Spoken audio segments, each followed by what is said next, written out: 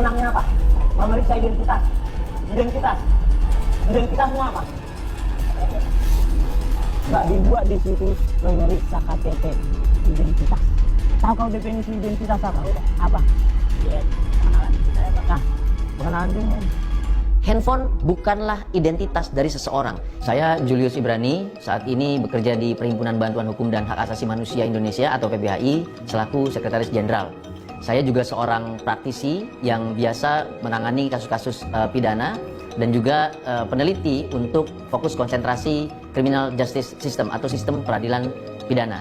Latar belakang pendidikan saya alumni Fakultas Hukum Universitas Indonesia. Dari mana? Turun dulu sebentar. Udah situ aja, parkir aja situ. Loh, nah baru. Lah, kok ngapain? Loh, kenapa emang? Saya, Pak. Loh, saya polisi, boleh meriksa sini. Tak ada aturannya, Mas. Sini. Iya. Dalam video ini, anggota kepolisian yang bertugas tidak memenuhi persyaratan formil dengan cara menjelaskan. Ada hal yang harus dilakukan oleh personil Polri sebelum melakukan penindakan. Pertama, dia harus menjelaskan dirinya siapa, identitasnya siapa. Lalu kedua adalah surat tugas. Dan yang ketiga adalah dalam rangka apa anggota melakukan pemeriksaan terhadap masyarakat. Dalam video, baik dalam voice over, kami tidak melihat adanya persyaratan itu dipenuhi secara formil. Nah, perlu diingat kembali bahwa KUHP memiliki batasan yang tegas sebagai syarat bagi anggota kepolisian dalam melakukan penggeledahan badan. Jelas, ini sebuah pelanggaran terhadap prosedur hukum acara pidana kaitannya dengan penggeledahan. Anggota kepolisian harus memiliki dasar yang kuat termasuk surat izin dari Ketua Pengadilan Negeri untuk menjelaskan bahwa ada dugaan keras tindak pidana dengan alat bukti handphone yang akan diperiksa termasuk substansi di dalamnya. Apabila ini tidak terpenuhi, maka dapat dikatakan penggeledahan itu tidak sah secara hukum dan melanggar KUHP.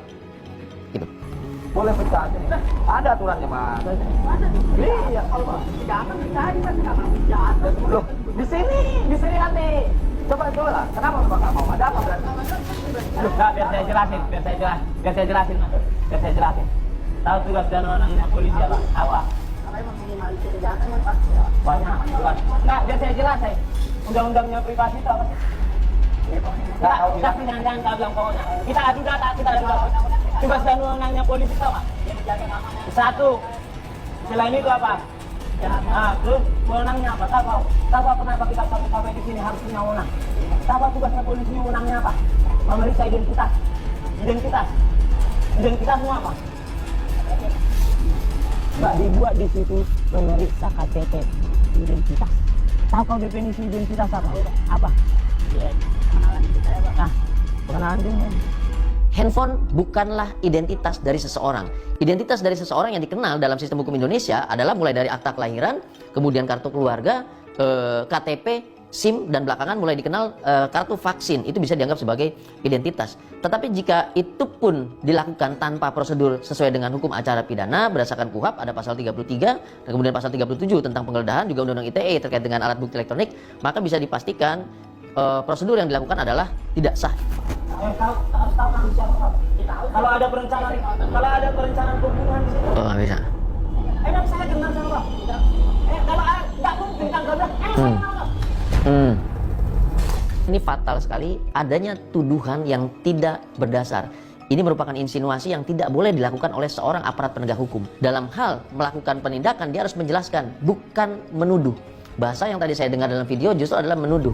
Ya udah, iya. Kenapa saya mau rencanakan di situ misalnya ya itu. Kami nggak bakal ungkap di situ misalnya. Saya nggak ada. Nggak mungkin saya ungkap di situ ada BS, ada porno. Nggak mungkin. Saya hanya Ya, setidak-tidaknya paling sedikit adalah ada dua hal yang harus dipenuhi untuk menuduh seseorang melakukan perbuatan. Pertama adalah mens rea, yang kedua adalah actus reus. Rencana ini hanya dalam tataran mens rea atau niat atau itikat buruk. Belum terlihat dalam gambar itu adanya actus reus atau perbuatan yang nyata sebagai kelanjutan dari si rencana, niat atau itikat tadi. Rencana saja itu tidak dapat diperiksa, tidak dapat dipidana. Yang dapat dipidana adalah percobaan. Percobaan itu melakukan sebuah tindak perbuatan tetapi perbuatannya tidak selesai. Apabila yang digunakan istilahnya adalah pencegahan, saya catat tadi, maka ini masuk dalam pembacaan situasi kondisi masyarakat. Dan ini tugasnya intelijen, bukan tugas penyidik atau penindak untuk langsung pada tindak pidana yang dituduhkan gitu. Kalau tangan di sini tentang jawab, kalau kita misalnya kalau kita patroli, terus kita tidak dibekali dengan wewenang tahu apa? Jangan kau bilang aja nggak tahu. Nah, dalam hal pemeriksaan seperti ini tidak boleh hanya mengatakan bahwa ada undang-undang yang ada wewenangnya, tetapi rujuk pasalnya yang mana, dan paling penting adalah substansi apa yang diperiksa. Nah, kami melihat malah ini justru bertanya balik. Saya melihat ini bertanya balik, padahal tugasnya adalah untuk menjelaskan. Nah, ini juga tidak berbasis kepada hukum dan tidak dapat dibenarkan. Iya, wewenang harus dilengkapi dengan wewenang undang-undang. Kalau misalnya ada di situ perencanaan kejahatan, tapi nggak pernah tahu. Ini dan nih perencanaan kejahatan. Contohnya, ini nggak ada misalnya kan, iya kayak itu.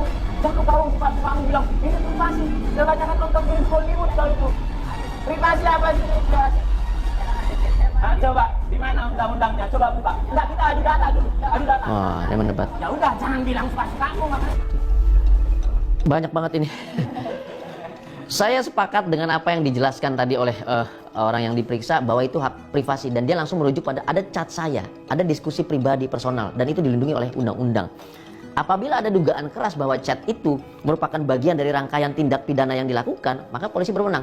Namun dalam video saya tidak melihat bahwa adanya penjelasan apa dasar untuk memeriksa handphone itu, apa dasar untuk membaca chat-chat itu, dan juga apa dugaan tindak pidana yang diduga keras menggunakan alat bukti berupa handphone tersebut. Jadi harus diperiksa. Nah, ini jika tidak bisa dijelaskan dari awal dan tidak diterima oleh si pemeriksanya, kewenangan kepolisian berhenti di situ.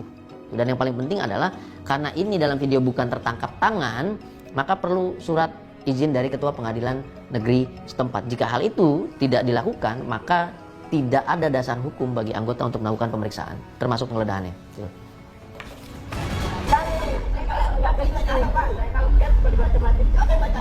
Enggak bakal saya ceritain sama tetanggamu, kau pacaran sama tante-tante. Nah, Iya, dan hanya melihat pencegahan. Kalau kami tidak dilengkapi dengan wewenang seperti itu, tidur aja kami di rumah, kalau dibacok di sini, oh kami lah. Privasi mereka itu. Kamu capek-capek di sini, kau cuma mau nonton bola aja. Kamu muter-muter di sini. Jangan kau bilang privasi. Undang-undangnya mana? Harus datang sama saya. Di mana undang-undangnya? Seperti itu misalnya sini, misalnya bawah, misalnya enggak, ada lagi masalah ini. Tapi kau harus ilmu kamu masalahkan. Jangan kau bilang, dasar kau. Saya takut, dibaca gini Pak. Dibaca, untuk apa saya ceritain? Kecuali kalau ada people nggak pernah, makanya kau belajar. Kalau kau pernah nonton, cari datanya. Apa sih itu? Belajar kau. Jangan nonton ini bola aja tuh. ini jelas bertentangan dengan prinsip hak asasi manusia. Tidak seorang pun dapat diperiksa oleh aparat penegak hukum dengan cara-cara yang degrading atau merendahkan, memarah-marahi, memaki-maki, dan mempermalukan. Itu tidak boleh sama sekali. Kita punya kovenan hak sipil politik yang kemudian ditindaklanjuti dengan Undang-Undang Nomor 12 Tahun 2005, dan ini merupakan pelanggaran terhadap hak asasi manusia kaitannya dengan hak sipil tadi. Bukan, yang hanya katanya. Kalau nggak ada kata, ini kan namanya danger. Sedikit pengetahuan akan berbahaya. Jadi nanti hanya tambah dari sana, padahal perasaan gue itu normal. Ini sudah terlanggar nih, banyak yang terlanggar, termasuk etika profesi, termasuk privasi. Tapi kemudian di ujung tidak ditemukan indikasi apapun. Pertanyaannya, karena tidak ditemukan indikasi, seluruh pelanggaran yang tadi dilakukan, apakah akan ada evaluasi atau tidak?